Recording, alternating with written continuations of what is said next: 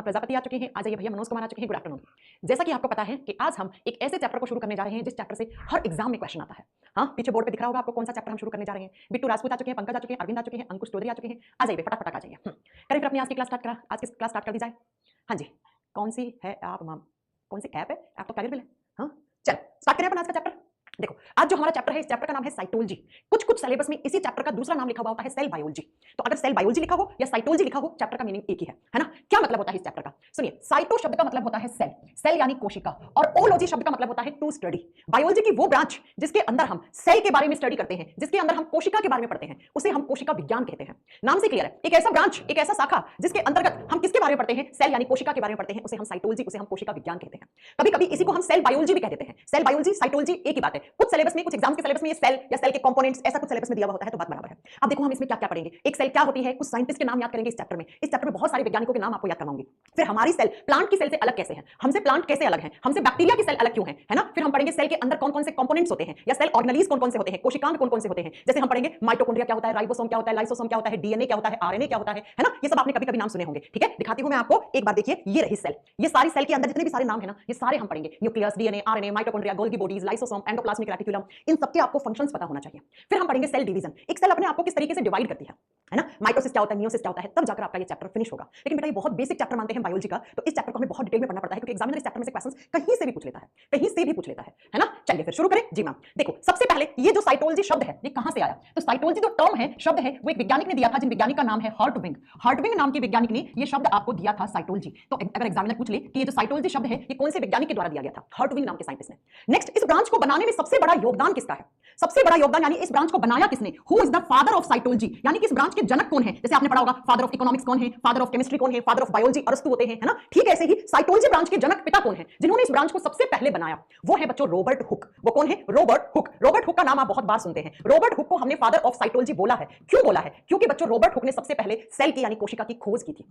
सबसे पहले कोशिका के बारे में बताने वाले वैज्ञानिक कौन है, रॉबर्ट हुक। इसलिए हम इनको बोलते हैं फादर ऑफ साइटोलॉजी, कोशिका विज्ञान के जनक। लेकिन इन जो रॉबर्ट हुक है, इनके बाद भी एक साइंटिस्ट आए थे, उन्होंने भी इसी ब्रांच पे काम किया था, उनको बोलते हैं फादर ऑफ मॉडर्न साइटोलॉजी। उनको हम क्या बोलते हैं, उनको हम बोलते हैं फादर ऑफ मॉडर्न साइटोलॉजी। तो लिखिए फादर ऑफ मॉडर्न साइटोलॉजी कौन है। इसका मतलब हो गया क्या, इसका मतलब हो गया बेटा कि आधुनिक कोशिका विज्ञान के जनक कौन है। आधुनिक कोशिका विज्ञान के जनक मानते हैं हम श्वोन को। किसको मानते हैं हम, श्वोन। श्वोन नाम के वैज्ञानिक हैं जिनको हम आधुनिक कोशिका विज्ञान के जनक, फादर ऑफ मॉडर्न साइटोलॉजी। यानी कि रॉबर्ट हुक के बाद अगर किसी साइंटिस्ट ने सबसे ज्यादा कोशिका विज्ञान साइटोलॉजी ब्रांच पे काम किया था, तो वो कौन है, वो है आपके आधुनिक कोशिका विज्ञान के, अगर जनक पूछ लें आपसे या पिता पूछ लें कौन है, तो आप क्या करके आओगे, श्वोन है। ये दोनों साइंटिस्ट आपको किसी भी तरीके से इंडियन लग रहे हैं क्या, नहीं लग रहे ना, है ना। तो बेटा क्या मैम कोई इंडियन साइंटिस्ट ऐसे नहीं हुए जिन्होंने इस ब्रांच पे काम किया है, बिल्कुल हुए हैं। तो लिखिए फादर ऑफ इंडियन साइटोलॉजी, भारतीय कोशिका विज्ञान के जनक कौन है, तो आप करोगे सर ए.के. शर्मा। सुना होगा ना, शर्मा जी का लड़का, तो अरुण कुमार शर्मा इनका पूरा नाम है, ए.के. शर्मा।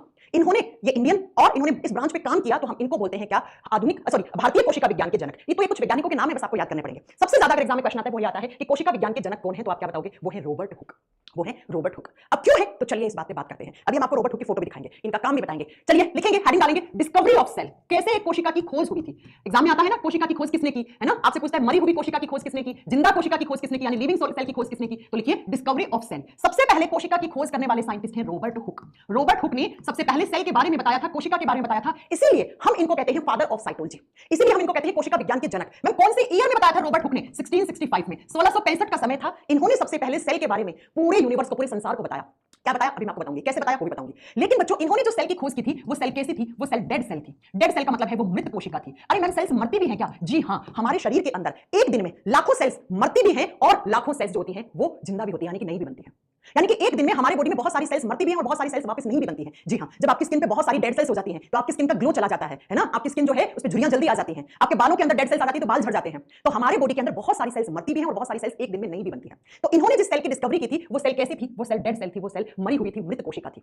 अब पॉइंट ये आता है मैम किसमें की थी, किसमें की थी। तो इन्होंने जो सेल की डिस्कवरी की थी वो की थी कोर्क टिश्यू में। हिंदी में कोर्क उत्तक बोलेंगे बस इनको, हिंदी में कोई अलग नाम नहीं है, इनको हम क्या कह देंगे, कोर्क उत्तक कह देंगे बस। कोर्क उत्तक में इन्होंने सेल की डिस्कवरी की थी। अब पॉइंट ये आता है मैम कोर्क टिश्यूज क्या होते हैं। बेटा आपने कोई एक पेड़ देखा होगा, पेड़ का तने वाला हिस्सा देखा होगा, स्टेम। तने से हमें सबसे बाहर वाले जो हिस्सा होता है तने का, उसको बार्क बोलते हैं, छाल बोलते हैं। और छाल से हमें लकड़ी मिलती है, लकड़ी जिसको जला के हम लोग as a fuel, as a ईंधन काम में लेते हैं। जो पेड़ के तने की छाल होती है, उस छाल को हटा दो, उसके नीचे वाली लेयर को उठाते हैं, तो उस लेयर में जो टिश्यूज होते हैं उनको बोलते हैं कोर्क टिश्यूज। कुछ ऐसे दिखते हैं, आइए मैं आपको दिखाती हूँ। ये है आपके रॉबर्ट हुक, दिख रहे हैं? नहीं थे, ऐसे थे रॉबर्ट हुक। इन्होंने एक बुक भी लिखी थी जिस बुक का नाम था माइक्रोग्राफिया, और इसी माइक्रोग्राफिया नाम की पुस्तक में, इसी किताब में इन्होंने अपनी पूरी रिसर्च के बारे में लिखा था। पुराने, आजकल तो इंटरनेट का जमाना है, फेसबुक इंस्टाग्राम पर अपलोड कर देते हैं, तो अगर इंसान दुनिया से चला भी जाता है तो उसकी चीजें वहां पे रह जाती हैं, या विकिपीडिया पे, गूगल पे रहता है। लेकिन उस जमाने में ऐसा कुछ भी नहीं था, तो इन्होंने एक किताब लिखी थी जिस किताब का नाम था माइक्रोग्राफिया। इसी माइक्रोग्राफिया में इन्होंने अपनी पूरी स्टोरी बताई कि कैसे कैसे मैंने सेल की डिस्कवरी की, मुझे कैसे दिखी सेल माइक्रोस्कोप के नीचे रखने पर, पूरी बातें। ठीक है, अब ये कोर्क टिश्यू होता कैसा है? ये कोर्क टिश्यू ऐसा होता है, इस फोटो को देखो आप, ये देखो। मैंने कहा पेड़ का जो तना है, उस तने का सबसे बाहर वाला परत होता है, सबसे बाहर वाली लेयर होती है, उसको हम बार्क छाल बोलते हैं। छाल को हटा दिया, उसके अंदर वाली लेयर को निकालोगे तो ऐसा दिखेगा आपको। आपने देखा होगा शैंपियन की बोतल के ऊपर बहुत टाइट से ये कोर्क टिश्यू लगा हुआ होता है। पुराने जमाने में अचार की जो केतली होती थी, जो बर्नी होती थी, उसके ऊपर ढक्कन लगा के रखते थे ताकि अचार के अंदर कोई बैक्टीरिया, कोई जम्स ना आ जाए, अचार खराब ना हो जाए। आज भी इत्र की बोतलें आती है ना, इत्र या कोई परफ्यूम की बोतल आती है, उसके ऊपर कोर्क टिश्यू लगा हुआ होता है, तो ये कोर्क टिश्यू होता है। तो इन्होंने क्या किया, सुनो बहुत इंटरेस्टिंग है। इन्होंने इस कोर्क टिश्यू की एक लेयर निकाली, ऐसे एक लेयर, ठीक है, ऐसे एक लेयर निकाल दी, और इस लेयर को निकालकर इन्होंने माइक्रोस्कोप के नीचे रखा, अपने सूक्ष्मदर्शी के नीचे रखा। अब आप में से बहुत सारे बच्चे बोलेंगे उस जमाने तक तो माइक्रोस्कोप बना ही नहीं था। बेटा इनका खुद का माइक्रोस्कोप था, एक बनाया हुआ। इन्होंने साइंटिस्ट थे, है ना, तो इन्होंने अपना कांच को पीस पीस के रूडिमेंटरी टाइप का एक माइक्रोस्कोप खुद का बना रखा था। उसके माइक्रोस्कोप के नीचे जब ये लेयर रखी तो इनको इस लेयर के अंदर ऐसी बहुत सारी स्ट्रक्चर्स दिखी, देखो ऐसे ऐसे अलग अलग कंपार्टमेंट्स दिखे इनको, ऐसे बहुत सारी स्ट्रक्चर। ये देखो टिश्यू की लेयर रखी, तो टिश्यू किससे बनते हैं? सेल से। तो इन्होंने कहा कि ये जो कोर्क टिश्यू की लेयर है, इसके अंदर ऐसे अलग अलग कंपार्टमेंट्स, अलग अलग रूम से बने हुए हैं, और इन्हीं रूम को बाद में इन्होंने नाम दिया सेला। क्या नाम दिया? सेला। और सेला एक लैटिन भाषा का शब्द है, और बाद में इसी सेला को चेंज करके इन्होंने क्या नाम दे दिया था? सेल, कोशिका नाम दे दिया था। और इन्होंने कहा कि ये जो टिश्यू की लेयर है, इसमें क्या है? इसमें बहुत सारे ऐसे अलग अलग कंपार्टमेंट्स हैं, अलग अलग जैसे रूम होते हैं ना, वैसे अलग अलग बहुत सारे कंपार्टमेंट्स बने हुए हैं इस लेयर के अंदर टिश्यूज की, और इनको हम नाम क्या देंगे? इनको हम नाम देंगे सेल, कोशिका। और इन्होंने इसी कोर्क टिश्यू की तुलना की थी मधुमक्खी के छत्ते से। इन्होंने कहा जैसे मधुमक्खी के छत्ते में हजारों लाखों मधुमक्खियां भिनभिना रही होती हैं, ठीक ऐसे ही कोर्क टिश्यू के अंदर बहुत सारी ऐसे सेल्स, बहुत सारी ऐसे छोटी छोटी स्ट्रक्चर्स, ऐसे छोटी छोटी संरचनाएं पाई जाती हैं, और इन्हीं संरचनाओं को आप सेला या सेल बोलोगे। कुछ लोग बोलते हैं कि रॉबर्ट हुक ने मधुमक्खी के छत्ते में खोज की। अरे भैया मधुमक्खी के छत्ते में थोड़ा खोज की, उन्होंने इसकी तुलना करी मधुमक्खी के छत्ते जैसी, कि जैसे एक मधुमक्खी का छत्ता होता है, उसके अंदर बहुत सारी मधुमक्खियां लगी हुई होती हैं, ठीक ऐसे ही आप इस कोर्क टिश्यू की लेयर को मधुमक्खी का छत्ता मान लो, और इसके अंदर ये जो छोटे छोटे कंपार्टमेंट्स बने हुए हैं, इनको आप मधुमक्खी मान लो, यानी कि ये सेल है। ठीक है, तो एग्जाम में क्वेश्चन आता है कि सबसे पहले सेल की डिस्कवरी किसने की? रॉबर्ट हुक ने। कब की? 1665 में। वो सेल कैसी थी? हाँ बच्चों, ये जो सेल्स थी कोर्क टिश्यू के अंदर, ये मरी हुई सेल्स थी, ये डेड सेल्स थी। डेड सेल्स का मतलब है ये फंक्शनिंग नहीं थी, ये काम नहीं कर रही थी किसी भी प्रकार का। तो जो सेल्स काम नहीं करती हैं उनको हम डेड सेल्स कहते हैं, उनको हम मरी हुई कोशिकाएं कह देते हैं, है ना। और ये किसमें की? तो कोर्क टिश्यू में की। इसका मतलब मैम इनको ये पता लग गया कि ये जो टिश्यूज होते हैं वो किससे बने हुए होते हैं? वो सेल्स यानी कोशिकाओं से बने हुए होते हैं। जी हाँ, मैं भी तो आपको यही पढ़ाती हूँ। टिश्यू क्या होता है? Group of cells. जब बहुत सारी सेल्स आपस में जुड़ के ग्रुप बना लेती है, एक समूह बना लेती है, उसको आप टिश्यू या उत्तक कहते हैं, उसको हम टिश्यू या उत्तक कहते हैं। ठीक है, लेकिन ये जो सेल्स थी ये कैसी थी बच्चों? ये मरी हुई सेल्स थी, ये मृत कोशिकाएं थी। बात समझ में आ गई? और इन्होंने ये बात बोली कि जैसे जैसे ये जो कोर्क टिश्यू है ये बहुत सारी सेल से बना हुआ है, वैसे ही जितने भी सारे टिश्यूज होते हैं ये सारे टिश्यूज सेल से यानी कोशिकाओं से मिलकर बने हुए होते हैं। और रॉबर्ट हुक ने पहली बात बोल दी क्या? तो आप इसको स्टार करके लिखिएगा। इन्होंने कहा कि cell is the basic unit of life. क्या कहा था इन्होंने? इन्होंने कहा था cell is the basic unit of livings या लाइफ, कि जीवन की सबसे छोटी मूलभूत इकाई किसको कहा जाता है? शरीर की, या आप लिखोगे जीवन की मूलभूत इकाई। मूलभूत इकाई किसको माना है इन्होंने? इन्होंने माना है सेल को, कि जितने भी सारे जीव जंतु जो भी लिविंग्स होते हैं, जिनकी लाइफ होती है ना, तो उनके शरीर की मूलभूत इकाई किसको कहा जाता है? सेल को। Cell is the basic unit of life. पहली बार लोगों को पता लगा इस 1665 के जमाने में कि भाई इस यूनिवर्स में, इस संसार में जितने भी सारे लिविंग्स होते हैं, है ना, जितने भी सारे लिविंग्स होते हैं वो सारे लिविंग्स किससे बने हुए होते हैं? सेल यानी कोशिका से बने हुए होते हैं। इससे पहले पता है कुछ लोग बोलते थे कि इंसान कैसे बन गया, भगवान विष्णु ने अपना पसीना झाड़ के गिराया तो उसे इंसान बन गया। अलग अलग अवधारणाएं थी लोगों की 1665 से पहले। लेकिन 1665 में सबसे पहले लोगों को पता लगा कि इस धरती पर, इस यूनिवर्स में, इस संसार में जितने भी सारे लिविंग्स हैं, जिनकी लाइफ है, जिनका जीवन है, उनका शरीर किससे मिलकर बना हुआ है? उनका शरीर सेल यानी कोशिका से मिलकर बना हुआ होता है। हम सब सेल से बने हुए हैं। प्लांट, एनिमल्स, बैक्टीरिया, कवक, शैवाल, ये सब किससे बने हुए होते हैं? सेल यानी कोशिका से मिलकर बने हुए होते हैं। हाँ, ये सेल्स मर भी जाती हैं और ये सेल्स नहीं भी बनती हैं, तो इन्होंने जिस सेल की खोज की थी इसको हम क्या बोलेंगे? डेड सेल, मरी हुई कोशिका बोलेंगे। क्या मेरा पॉइंट क्लियर हुआ? जी मैम। ये कब की बात है? 1665 की। और अपनी इसी रिसर्च को, जो जितनी सारी रिसर्च की थी इन्होंने, इसी रिसर्च को रॉबर्ट हुक ने एक बुक में, एक किताब में लिख दिया था, और उस बुक का नाम क्या था? उस बुक का नाम था माइक्रोग्राफिया। तो अगर भूला भटका कभी एग्जामिनर पूछ ले कि माइक्रोग्राफिया जो बुक है वो किसने लिखी थी, वो आप कहोगे बेटा रॉबर्ट हुक ने लिखी थी। और इस बुक में क्या लिखा था इन्होंने? इन्होंने अपनी पूरी रिसर्च बताई थी। ठीक है, अब समय आ गया 1665 से चलकर 1674 का समय आ गया। और 1674 के समय में कौन आए थे? एक और दूसरे वैज्ञानिक जिनका नाम था एंटोनी ल्यूवेनहॉक। और एंटोनी वॉन ल्यूवेनहॉक ने सबसे पहले लिविंग सेल की खोज कर दी थी। ल्यूवेनहॉक ने कौन सी सेल की खोज की थी? तो लिखो डिस्कवरी ऑफ लिविंग सेल, जीवित कोशिका की खोज की थी। डिस्कवरी ऑफ लिविंग सेल, इसका मतलब इन्होंने जिस सेल की खोज की थी वो सेल फंक्शनिंग थी, वो सेल काम कर रही थी, उस सेल में मूवमेंट हो रहा होगा, है ना। तो लिख दीजिए इन्होंने सबसे पहले जीवित कोशिका की खोज की थी। तो अगर एग्जामिनर पूछे क्वेश्चन कि जीवित कोशिका की खोज किसने की, तो आप क्या करके आओगे? जीवित कोशिका की खोज की थी एंटोनी ल्यूवेनहॉक। कब की थी? 1674 में। कैसे की? कैसे किया? बताती हूं, बहुत इंटरेस्टिंग है। ये साइंटिस्ट तो थे साथ में ना बेटा, ये क्या थे, ये इनको बागवानी का बहुत शौक था, तो ये अपने घर के गार्डन में बहुत सारे पौधे प्लांट्स लगा के रखते थे। एक बार ये अपने पौधों में मिट्टी डाल रहे थे, जब मिट्टी डाल रहे थे पौधों में, तो बेटा इनके नाखूनों में एक अलग टाइप का, इनको लगा नाखूनों में कुछ मिट्टी फंस गई है, बहुत अलग टाइप की मिट्टी लग रही है और मुझे ऐसे खुजली सी हो रही है हाथों में जो मिट्टी लगी है उससे। तो इन्होंने क्या किया, इन्होंने उसी मिट्टी को अपनी लैब में ले गए, साइंटिस्ट थे तो घर में लैब तो होती थी, तो अपनी लैब में ले गए और लैब में ले जाकर उस मिट्टी को माइक्रोस्कोप के नीचे रखा। जब माइक्रोस्कोप के नीचे रखा तो उस मिट्टी के अंदर इनको ऐसे बहुत सारी सेल्स घूमती हुई, ऐसे बहुत सारी सेल्स में मूवमेंट दिखा, ऐसी सेल्स दिखी बहुत सारी, और इन्होंने कहा क्योंकि ये जो सेल्स हैं ये सिर्फ और सिर्फ माइक्रोस्कोप से दिखाई दे रही हैं, ये सूक्ष्म जीव से दिखाई दे रही हैं और इन सेल्स में मूवमेंट भी हो रहा है, इसका मतलब ये लिविंग सेल तो है। और इन्होंने इसी सेल का नाम दे दिया था कि ये जो मेरे हाथ में मिट्टी लगी हुई थी इसमें बैक्टीरिया थे, इसका मतलब ये सेल किसकी है, ये बैक्टीरियल सेल है, ये एक जीवाणु की कोशिका है। तो एग्जामिनर क्वेश्चन आपसे कैसे पूछेगा, या तो पूछेगा बैक्टीरियल सेल की खोज किसने की, या पूछेगा बैक्टीरिया की खोज किसने की सबसे पहले, एंटोनी वॉन ल्यूवेनहॉक, या पूछेगा लिविंग सेल की खोज किसने की, एंटोनी वॉन ल्यूवेनहॉक। आपको दिखाती हूं कैसी होती है बैक्टीरिया की सेल, ऐसी होती है बच्चा बैक्टीरिया की सेल। इनको ऐसी सेल, यानी कि इनके हाथ में जो मिट्टी लगी हुई थी उस मिट्टी में क्या थे, बैक्टीरियाज थे, बहुत सारे सूक्ष्म जीव बैक्टीरियाज थे, जीवाणु थे, और वही जीवाणु ऐसे ऐसे उनमें लोकोमोशन हो रहा था, उनमें गति हो रही थी, उनकी सेल्स ऐसे ऐसे घूम रही थी इस मिट्टी के अंदर। तो इन्होंने कहा कि ये जो सेल है, क्योंकि इस सेल में लोकोमोशन हो रहा है, ये गतिशील कोशिका है, इसका मतलब ये लिविंग सेल होगी।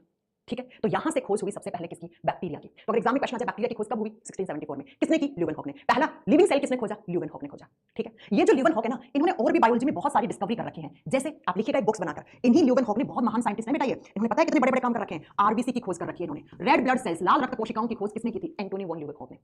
अगर आपसे पूछे स्पर्म्स, जिनको हम शुक्राणु कोशिकाएं कहते हैं, स्पर्म्स जिनको हम शुक्राणु कोशिका कहते हैं, इसकी खोज किसने की थी, आप करके आना, ल्यूवेनहॉक ने की थी। अगर आपसे पूछे बैक्टीरियल सेल की खोज किसने की, या बैक्टीरिया की खोज किसने की, जीवाणु की खोज किसने की, तो करके आना ल्यूवेनहॉक। अगर आपसे पूछे कोई प्रोटोजोआ, जिसको हम परजीवी कहते हैं, प्रोटोजोआ को हम क्या कहते हैं, परजीवी, पर का मतलब दूसरा, जीवी का मतलब जीव, दूसरे जीव के शरीर में जाकर इंफेक्शन कर दे, उसे हम प्रोटोजोआ कहते हैं। ये सारी खोज किसकी है, एंटोनी वॉन ल्यूवेनहॉक की है। इन्होंने क्या क्या डिस्कवरी की, red blood cells, sperms, bacterial cell, protozoa और लिविंग सेल या बैक्टीरियल सेल, इन सब की खोज की थी। और इनकी एक किताब भी बहुत फेमस है, द सिस्टम ऑफ नेचर। खैर बुक का नाम आपको नहीं याद रखना, यहाँ पे बस रॉबर्ट हुक बुक का नाम याद रखना है, द सीक्रेट्स ऑफ नेचर, दूसरा नाम था उस किताब का, the secrets of nature, nature यानी प्रकृति के रहस्य। इनकी किताब का नाम अगर आपको लिखना है तो लिख सकते हैं द सीक्रेट्स ऑफ नेचर, इसको लैटिन भाषा में दूसरे नाम से जाना जाता है, प्रकृति के रहस्य। ठीक है बच्चों, तो ये समय आ गया 1674 का। इसका मतलब मैम 1674 तक, 1674 तक आते आते लोगों को पता लग गया था कि जितने भी सारे लिविंग्स होते हैं वो सेल से बने हुए होते हैं, और ये जो सेल है ये डेड भी होती है और ये लिविंग सेल भी होती है। अब बहुत सारे साइंटिस्ट लोग अपने अपने काम में अपने पे रिसर्च करने में लग गए कि भैया ये सेल होती क्या है, ये सेल कैसे बनती है, प्लांट की सेल कैसी होती है, हमारी सेल कैसी होती है। ऐसे अलग अलग साइंटिस्ट का ग्रुप जुड़ गया और डिस्कवरी करना शुरू कर दिया, और ऐसे करते करते करते करते करते करते समय आ गया 1824 का। कब का समय आ गया, 1824 का। सोच रहे हैं आप, 1665 से लेकर 1824 का समय आ गया। और 1824 में आते आते एक साइंटिस्ट है जिनका नाम है ड्यूट्रोचैट। बेटा इस चैप्टर में आपको बहुत सारे साइंटिस्ट के नाम याद करने हैं। क्या नाम है, ड्यूट्रोचैट नाम है, लिखो। और ड्यूट्रोचैट के नाम के वैज्ञानिक ने क्या कहा, इन्होंने कहा कि जब बहुत सारी सेल्स आपस में जुड़ जाती हैं, कैसे, ऐसे, इन्होंने क्या कहा कि ऐसे बहुत सारी सेल्स का आपस में जुड़ने से ग्रुप बन जाता है। देखो ऐसे बहुत सारी सेल्स हैं और बहुत सारी सेल्स का ये क्या बन गया, ये ग्रुप बन गया, ग्रुप ऑफ सेल्स। ये क्या बन गया, ग्रुप ऑफ सेल्स, बहुत सारी कोशिकाओं का समूह बन गया, कोशिकाओं का समूह बन गया। और इसी कोशिकाओं के समूह को क्या कहेंगे हम, इसके समूह को हम टिश्यू कहेंगे, उत्तक कहेंगे। ये बात किसने बताई थी, ये बात ड्यूट्रोचैट ने कही थी। तो अगर एग्जाम में आ जाए कि टिश्यू क्या होता है, उत्तक क्या होता है, हाँ जी भैया लाइव क्लास है संजय, इतना क्यों बोल रहे हो आप बार बार, इतना बार बार आप क्यों बोल रहे हो भैया, लाइव क्लास है। हाँ जी, तो सुनो, तो अगर आपसे पूछे व्हाट इज टिश्यू, टिश्यू क्या होता है, उत्तक क्या होता है, तो आप क्या बताओगे, ग्रुप ऑफ सेल्स। बहुत सारी कोशिकाओं का जब एक ग्रुप बन जाता है, समूह बन जाता है, उसको उत्तक कहते हैं। ये बात बताई किसने थी, ये बात ड्यूट्रोचैट नाम के साइंटिस्ट ने बताई थी। कब बताई थी, इन 1824। ठीक है, यानी कि लोगों को एक नई बात और पता लगी कि ये बहुत सारी सेल्स जब आपस में आके जुड़ती हैं तो इनके जुड़ने से जो स्ट्रक्चर बनती है, जो संरचना बनती है, उसको क्या बोलते हैं, उसको हम क्या बोलते हैं, आप बोलोगे टिश्यू बोलते हैं। अब समय आ गया था कब, 1838 से 39 का समय, 1824 से लेकर अब समय आ गया था 1838 खत्म हो रहा था और 39 शुरू हो रहा था। ठीक है, और 1838 से 39 के समय में सबसे पहले दिया गया था सेल थ्योरी। क्या दिया गया था, सेल थ्योरी दिया गया था, कोशिका सिद्धांत दिया गया था। और इस कोशिका सिद्धांत में बहुत सारी बातें बताई गई जो आपको एग्जाम के पॉइंट ऑफ व्यू से याद रखनी है। सबसे पहला कोशिका सिद्धांत किसने दिया, दो साइंटिस्ट मिलके, कौन कौन से, तो पहले बताएंगे सैलेडन एंड श्वोन, सैलेडन एंड श्वोन नाम के वैज्ञानिक साथ में जुड़े, और इन्होंने कौन सा क्या दिया, आप क्या बताओगे, सैलेडन और श्वोन ने सेल थ्योरी दिया, कोशिका सिद्धांत दिया। सैलेडन और स्वोन ने कोशिका सिद्धांत दिया, सेल थ्योरी दिया। तो एग्जाम में पहला प्रश्न आता है कि सेल थ्योरी किसके द्वारा दिया गया था, तो आप क्या बताओगे बेटा, ठीक है, क्या बताओगे कि कोशिका सिद्धांत किसके द्वारा, सैलेडन और स्वोन के द्वारा दिया गया, राइट। अब क्या कहा गया इस सेल थ्योरी में, बहुत ध्यान से समझना, 5 से 7 क्वेश्चन बनेंगे जो एग्जाम में भी आते हैं। ठीक है, अब बेटा मैं कितनी बार बोलूं कि क्लास लाइव है, तुम लोग क्या पागल हो गए, क्लास लाइव है, कौन है ये, कहां से आ जाते हैं महानुभाव बच्चे। हाँ, तुम्हें तारीख भी बता देती हूं मैं, आज तारीख है कितनी, 8 अक्टूबर, समय 1:29। अब इससे ज्यादा क्या प्रूफ दे दूं कि मैं लाइव पढ़ा रही हूं कि नहीं पढ़ा रही हूं। अगर तुम्हें लगता है लाइव नहीं पढ़ाई, तुम क्लास छोड़ दो, जाओ निकलो।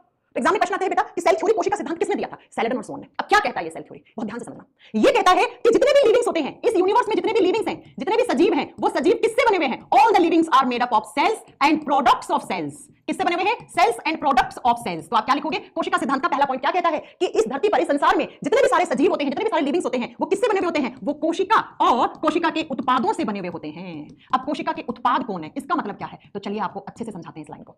सेल थ्योरी का बेसिक पॉइंट, पहला लाइन क्या कहता है, अगर आपसे एग्जाम में क्वेश्चन पूछ ले कि all the living organisms are made up of cells and products of cells, है ना, सभी प्रकार के जीव जो होते हैं वो कोशिका और कोशिका के उत्पादों से मिलकर बने हुए होते हैं। ये लाइन किसने बोली थी? ये लाइन सेल थ्योरी कहती है बेटा, और सेल थ्योरी किसने दी थी? सेलेडन और सोन ने दी थी।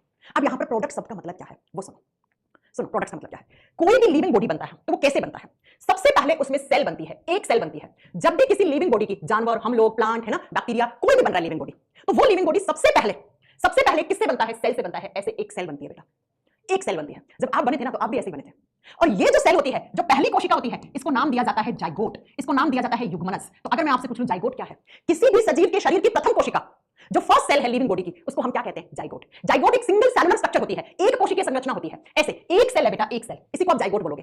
अब ये सेल अपने आप को डिवाइड करेगी, ऐसे ऐसे अपने आप का विभाजन करेगी। तो 1 से 2, 2 से 4, 4 से 8, 8 से 16, ऐसे बहुत सारी सेल्स बन जाएंगी। और बेटा एक सेल से जब ऐसे अनेकों सेल्स बन जाती हैं, बहुत सारी सेल्स जब आपस में बन जाती हैं, तो बहुत सारी सेल्स के ग्रुप को आप क्या कहते हो? आप टिश्यू कहते हो, आप उत्तक कहते हो। कहते हो? हाँ जी मैम। तो सेल से क्या बन गया? टिश्यूज बन गए। अगर सेल ना होती तो क्या टिश्यू बनते? नहीं मैम, सेल से टिश्यू बनते हैं। अब क्या होगा? बहुत सारे टिश्यूज बन गए। तो एक जैसे टिश्यूज जिनमें एक जैसा काम होता है वो इधर चले गए, दूसरे प्रकार के टिश्यू इधर चले गए, तीसरे प्रकार के टिश्यू इधर चले गए, और धीरे धीरे इन टिश्यूज के आपस में जुड़ने से क्या बनने लग गए? ऑर्गन्स बनने लग गए, अंग बनने लग गए, ऑर्गन्स डेवलप होने लग गए, अंगों का विकास होना शुरू हो गया।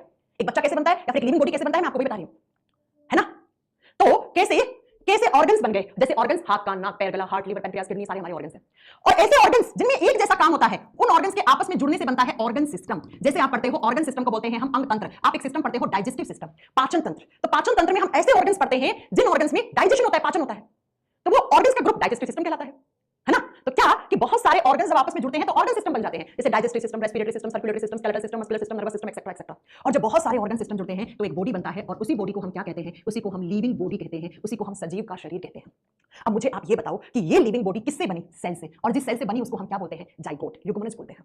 अगर सेल ना होती तो टिश्यू नहीं बनते, टिश्यू नहीं बनते तो ऑर्गन्स नहीं बनते, ऑर्गन्स नहीं बनते तो ऑर्गन सिस्टम नहीं बनता, ऑर्गन सिस्टम नहीं बनता तो लिविंग बॉडी नहीं बनता। इसका मतलब ये सारे प्रोडक्ट किसके हैं? ये सारे प्रोडक्ट सेल के हैं बेटा, कोशिका के हैं। तो क्या आपको सेल थ्योरी का पहला पॉइंट समझ में आया? क्या कहती है सेल थ्योरी? सेल थ्योरी कहती है कि इस यूनिवर्स में जितने भी लिविंग्स होते हैं वो लिविंग्स सेल्स और सेल्स के प्रोडक्ट से मिलकर बने हुए होते हैं, कोशिका और कोशिका के उत्पादों से मिलकर बने हुए होते हैं, और कोशिका के उत्पाद जैसे टिश्यू, जैसे ऑर्गन सिस्टम, जैसे पूरा बॉडी। ये पहला पॉइंट है सेल थ्योरी का।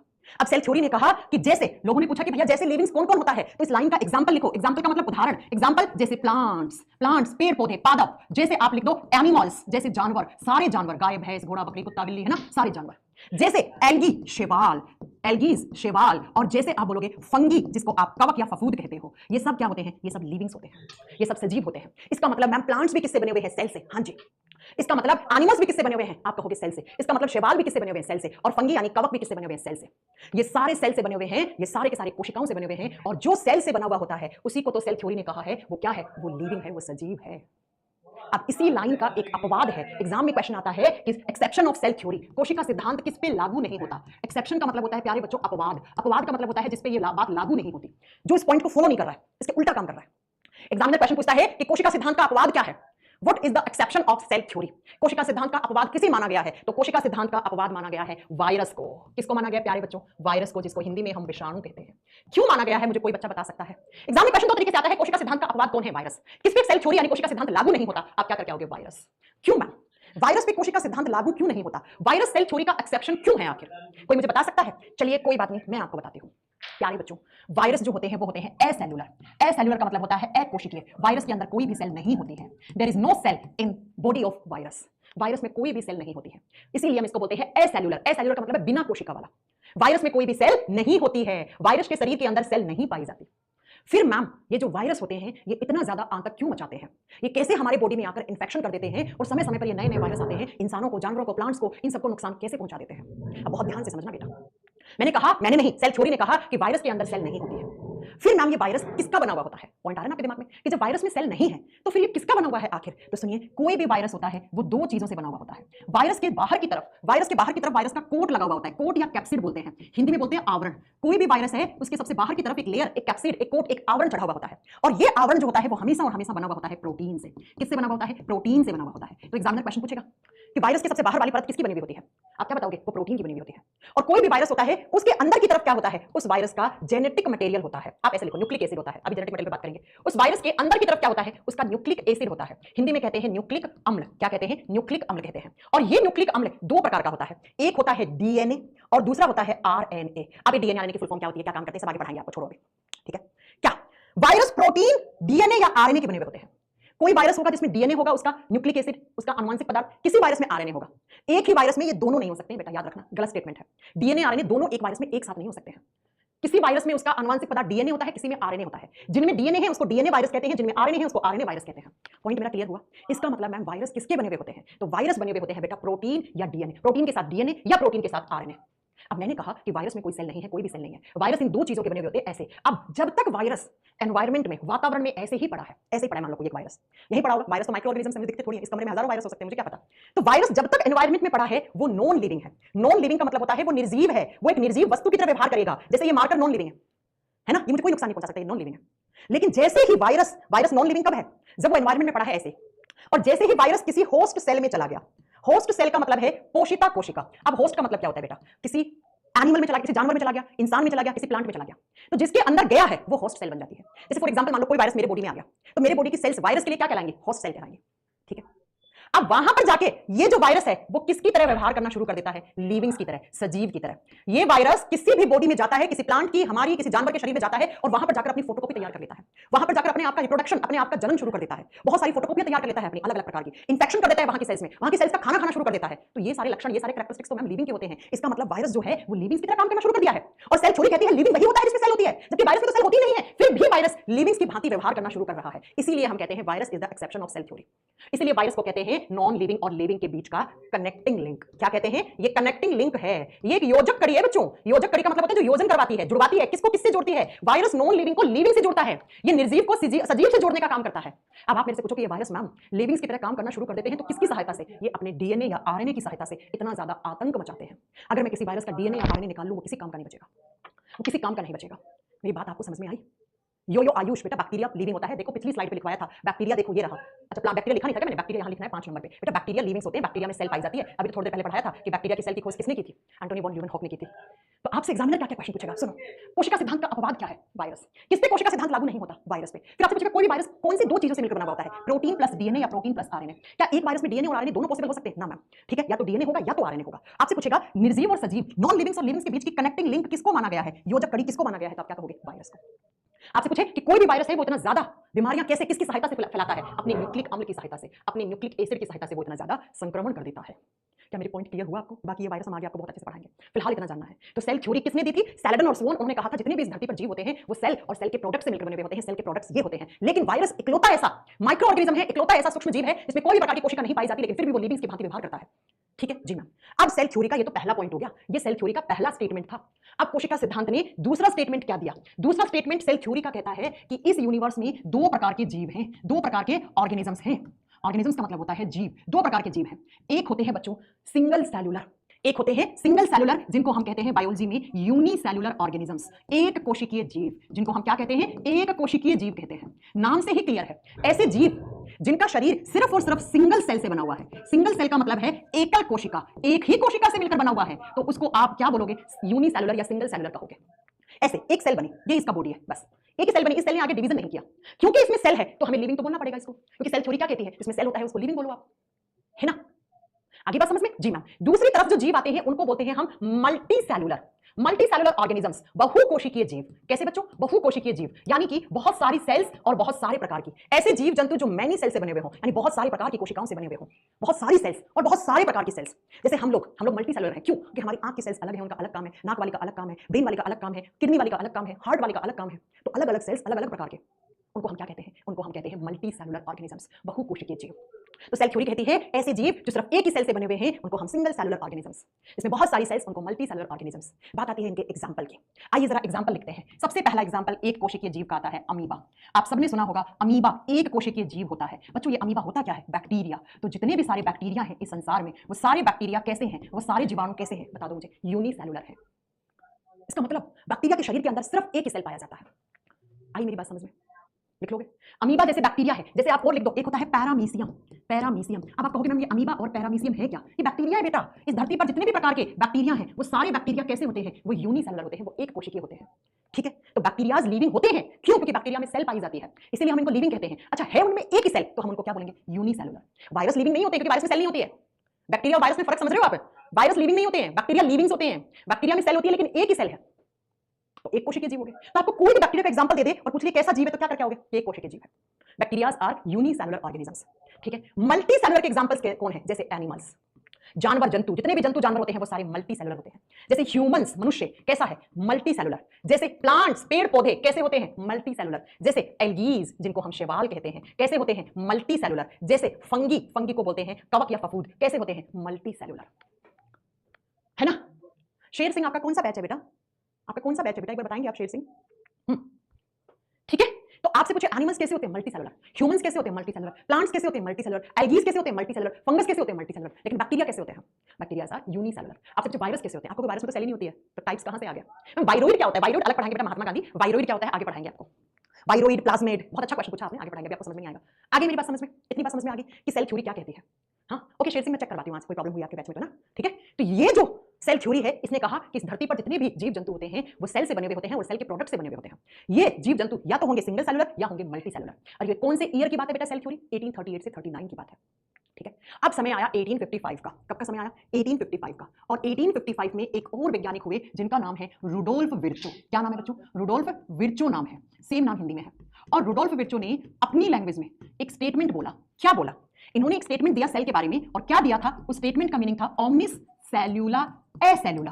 अब आप कहोगे मैम ये कौन सी भाषा है, ये लैटिन भाषा है बेटा, ये लैटिन भाषा है, लैटिन भाषा। इन्होंने अपनी भाषा में स्टेटमेंट बोला और बाद में ये लैटिन भाषा में रुडोल्फ विर्चो ने एक स्टेटमेंट दिया और इसको बाद में इंग्लिश में कन्वर्ट किया गया। इंग्लिश में जब कन्वर्ट किया गया तो बेटा इस ओमनिस का मतलब होता है इंग्लिश में, लैटिन से इंग्लिश में कन्वर्ट करोगे तो इसका मतलब होता है प्री एग्जिस्टिंग।